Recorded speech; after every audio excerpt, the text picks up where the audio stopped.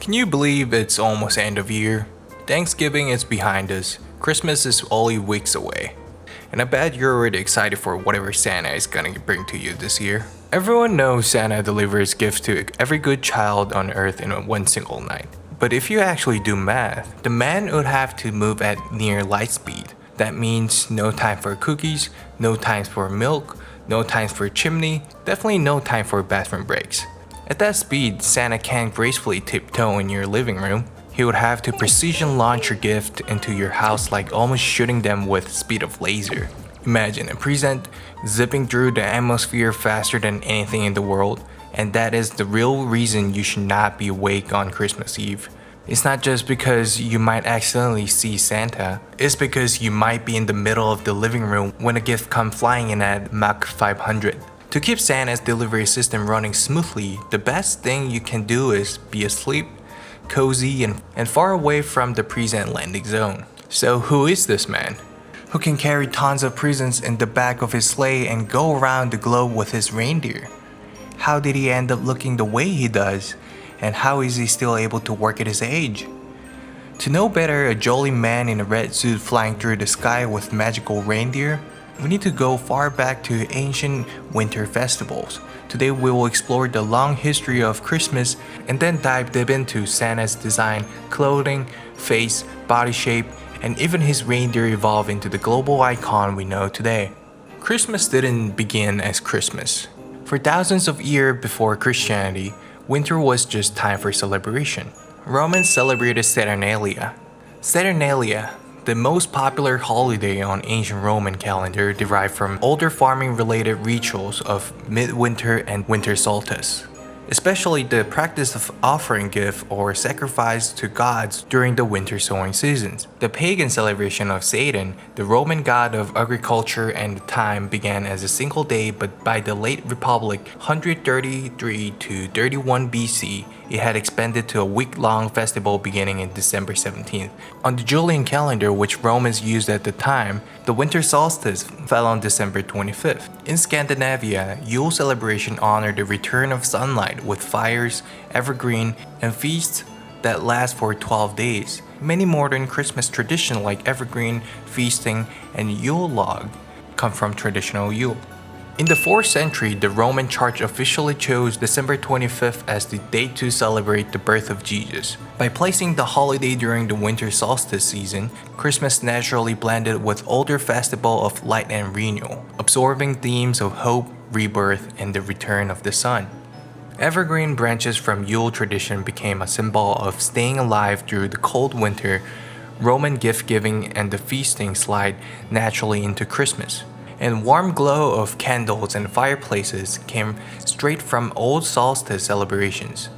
Instead of wiping any of these customs out, Christmas simply stacked itself on top of them, mixing Christians' ideas with winter traditions people already loved. Over the time, everything blended together into cozy holiday vibe that we all know that is full of community, generosity, wishing brighter days for the futures. So the tradition of celebrating Jesus' birth was there for a long time. But to understand how Santa was born, we need to start with the real man, St. Nicholas of Myra, a 4th century bishop known for sacred gift giving. He was famous for helping poor, giving gifts to children, performing acts of kindness quietly, without seeking recognition.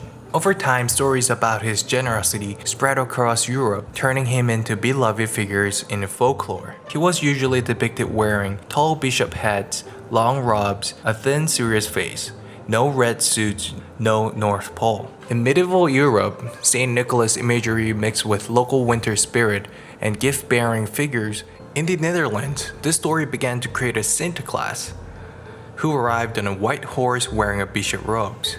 In England, we see Father Christmas, a tall figure dressed in a green or brown, symbolizing feasting and a good cheer. and Germanic folklore added the idea of magical winter creatures and midwinter flights. Back then, St. Nicholas was an only figure visiting children. Long ago, when children misbehaved, they were given coal, sticks, or sometimes potatoes for Christmas gifts. That must be just suck.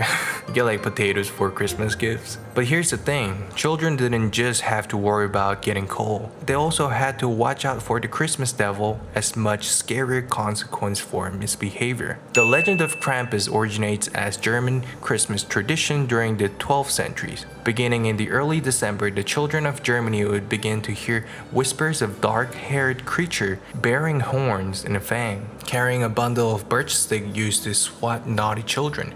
We believe this tradition emerged with St. Nicholas and created that no present policy for crying children. In 1823, Clement Clark Moore's poem, A Visit from St. Nicholas, changed everything. For the first time, Santa was described as tiny elf-like man, plump and jolly, riding a miniature sleigh powered by 8 reindeers.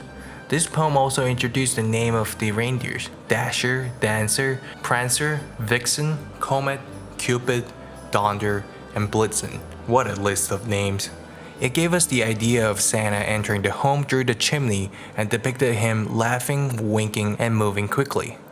This is where the reindeer became permanently linked to Santa. Santa's modern design truly began with Thomas Nast, a political cartoonist for Harper's Weekly. Nast completely redesigned Santa, transforming him from a tiny elf into a full-size human. Thankfully, he gave Santa a rounded belly, a full beard, and a fur-trimmed coat. Nast also introduced the idea of North Pole Workshop and added the list of good and bad children. Over the time, he slowly standardized the Santa's color palette towards the red. In doing so, Nast created Santa's iconic silhouette, the big coat, big boots, and big beard that we recognize today. By the early 20th century, Santa appeared in the magazines and ads, and here comes the big one. In 1931, illustrator Haddon Sundblom created the Coca-Cola Santa. This Santa was warm, human, grandfatherly, rosy cheeks, and joyful presence.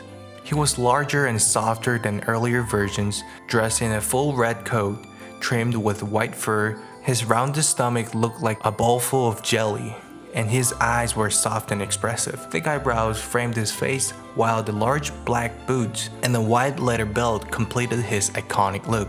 This design became so iconic that the world adopted it as the definitive Santa Claus. The reindeer also evolved visually. In early illustration, reindeer looked like a small elk or caribou. By the mid-1900s, they became cuter, rounder, more expressive, and more child-friendly. And in 1939, Rudolph was introduced by Montgomery Ward, a glowing-nosed reindeer who became permanently part of Christmas iconography. Montgomery Ward, a department store, wanted a Christmas giveaway book for children. They commissioned the Robert L. May, a copywriter at the company, to create a story about unique reindeer. The result was Rudolph, a reindeer with glowing red nose who was initially bullied but became a hero leading Santa's sleigh through fog.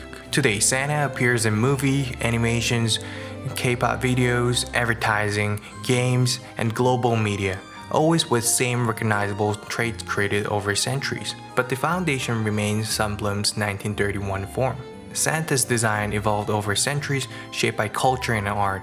Early depictions showed the thin, serious bishop, but as his story spread across Europe, local traditions like Sinterklaas and Yule added gifts, magic, and winter imagery. In the 19th century, artists like Thomas Nast made him jolly, round, warm, reflecting Victorian ideas of kindness and family. By the 1930s, Coca-Cola's Santa cemented the familiar red-suited, grandfatherly figure we know today. Sorry for kids, but Santa Claus is a character shaped by culture, art, design, and imagination. Thank you for watching. If you enjoyed the story behind our beloved grandpa and his character design transformation, please hit subscribe and see you on the next journey on Local Form. I've heard a lot about you.